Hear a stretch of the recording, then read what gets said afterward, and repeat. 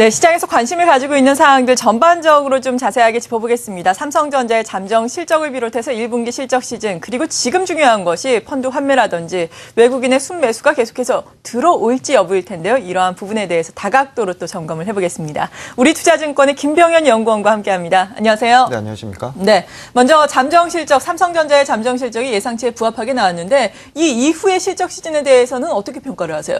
사실 뭐 그렇게 아직까지는 좋은 모습은 아닌 것 같습니다. 네. 그나마 삼성전자가 좀 선방했다라고 이제 보실 수가 있겠고, 여러 가지 얘기들은 많았습니다. 8.5조 정도가 컨센서스였고, 8.4조가 컨센서스였던 적도 좀 있었으니까, 외국계 일부에서는 8.78조까지는 얘기하는 이런 그렇죠. 상황이었습니다. 그렇기 때문에, 대부분 컨센서스에 부합하는 이런 실적을 나타냈다. 특히 1, 4분기 실적이 중요한 게 아니라, 1, 4분기를 바닥으로 2, 4분기, 3, 4분기는 좀 올라가는 실적들이 나온다. 특히 2, 4분기에는 한 9.5조 정도 예상을 하고 있다는 점에서, 삼성전자는 어느 정도 선방을 했다. 다만, 최근에 많이 올랐습니다. 삼성전자를 그렇죠. 필두로 해서.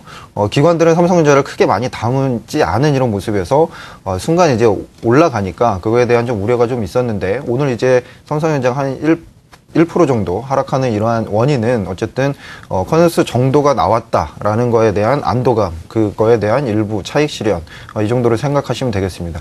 삼성전자가 실적 가이던스 발표한 이후에 그 다음에는 한 일주일 정도 큰 대형주의 어떤 실적 발표는 없습니다. 그렇기 때문에 잠깐 소강 상태를 보였다가 4월 중순부터는 1, 4분기에 본격적인 실적 발표가 시작이 될 텐데, 지금 현재 컨센서스로 보면 어쨌든 삼성전자가 평균적으로 내줬으니까 지금 현재 컨센서스, 그러니까 1, 4분기에 32조 정도를 나타낼 예상입니다. 다만 여기서 좀 더 하회할 가능성은 좀 있을 것 같습니다. 왜 그러냐면 지금 현재 좀 보수적으로 좀 측정을 하는 이런 경향들이 좀 있기 때문에 여기서 좀 빠진다면 30조에서 31조 정도에서 형성될 가능성이 높고, 그렇다면은 작년 1, 4분기가 30조 원이었으니까 그거보다는 조금 높거나 아니면은 유사한 상태. 다만 4, 4분기는 26조였으니까 그거보다는 상당히 좀 높은 상태.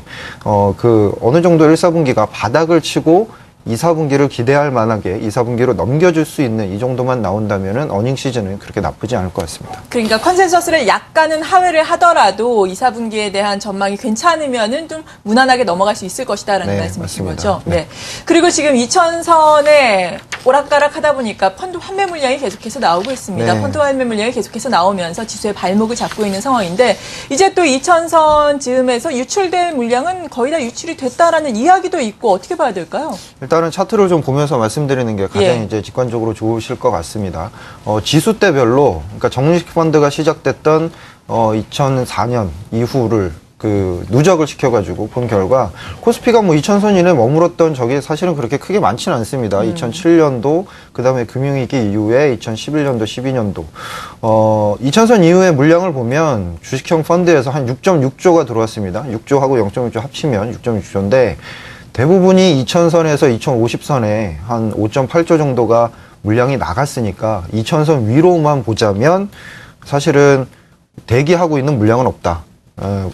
들어왔던 물량들이 대부분 다 나갔다라고 이제 좀 보실 수가 있을 것 같고, 사실은 그 밑에서도 그동안 오랫동안 기다리셨던 분들이 펀드 환매를 하실 수도 있을 것 같습니다. 네. 다만, 올 초에 이제 분위기를 좀 보자면, 다음 차트인데요. 아주 극명하게 나타납니다. 그러니까 지수를 좀 잘게 이렇게, 구분을 해서 보면 1960선 이하에서는 펀드가 들어오고요. 60선 이상에서는 다 나갔습니다. 연초이로 보면 들어온 거, 나간 거, 플러스 마이너스 해보면 제로입니다. 예. 그렇기 때문에 대부분 들어왔던 거는 대부분 다 나갔다. 그러니까 지금 현재 대기하고 있는 물량은 없다. 다만 그동안 많이 기다리셨던 분들이 다시 또 나간다라고 본다면 다음 차트 한번 보시죠. 저희가 봤을 때는 금융위기 이후에 주식형 펀드 설정액이 60조 원 이하로 내려간 적은 없습니다. 그러니까 기본적으로 가져가야 되는 이런 물량들이 있기 때문에 어느 정도는 하방 이제 경직성이 있는데 그게 한 60조 원이다. 지금이 한 64조 원이니까 아무리 많이 나와봤자 한 3조 원 정도 되지 않겠나 이렇게 판단합니다. 네, 그렇군요. 그러니까 지금은 일단 1960 정도를 펀드 유출입의 기준선으로 우리가 삼아봐도 되는데, 최근의 흐름을 살펴볼 때는 더 이상 유출될 물량이 남아있지는 않다. 장기적으로 봤을 때도 유출이 되더라도 아주 소폭에 그칠 것이다라는 말씀이신 거죠. 네. 그렇다면은 펀드 환매 물량이 거의 다 대부분 유출이 됐다면은 외국인의 순매수세가 적극적으로 들어오면 과연 지수가 끌어올라갈 것인가의 문제인데 오늘은 일단 외국인들 관망세를 보이고 있어요. 최근에 외국인들의 순매수의 성격을 가늠해보는 것이 무엇보다 중요할 것으로 보여지는데요. 어떻게 보세요?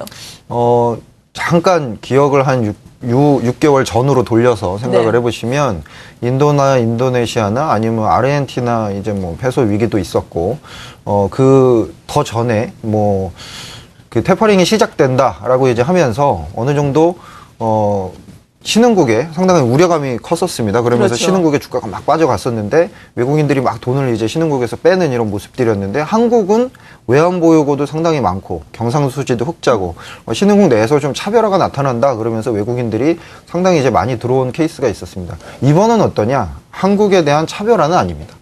네, 한국을 네. 어떻게 뭐 다른 이머징보다 좋게 본다라는 것보다는 이머징 전반적으로 그동안 상당히 돈이 많이 빠졌었던 그러한 모습에서 비중을 좀 그동안 이거 너무 많이 팔았나? 어느 정도 비중을 다시 좀 올리는 이런 모습이고 특히나 인도나 인도네시아 같은 이러한 약간 좀 한계적인 국가라고 생각했던 부분이 오히려 이제 인도네시아가 이번 주에 총선이 있습니다. 그리고 다음 달에 대선이 있는데 이러한 정치적 상황들이 그동안은 불확실성을 키운다라고 생각을 했었는데 그런 것들이 아니고 오히려 경제 전반을 좀 개혁을 해준다라는 이런 측면에서 신흥국 특히나 동북아 중심으로 좀 주가가 올랐기 때문에 이거를 좀 따라잡는 그러니까 주가가 오르면서 신흥국 이머징 쪽에서 주가가 오르면서 이걸 같이 좀 그 어떤 수급 요인이 외국인들이 좀 물량을 채워가는 이런 과정들이다라고 이제 보실 수가 있겠습니다. 차트를 한번 보시면 네. 특히나 한국 같은 경우에는 글로벌 펀드하고 지금 현재 MSCI 이머징 마켓의 비중에서 차이가 상당히 많이 벌어져 있던 상황입니다.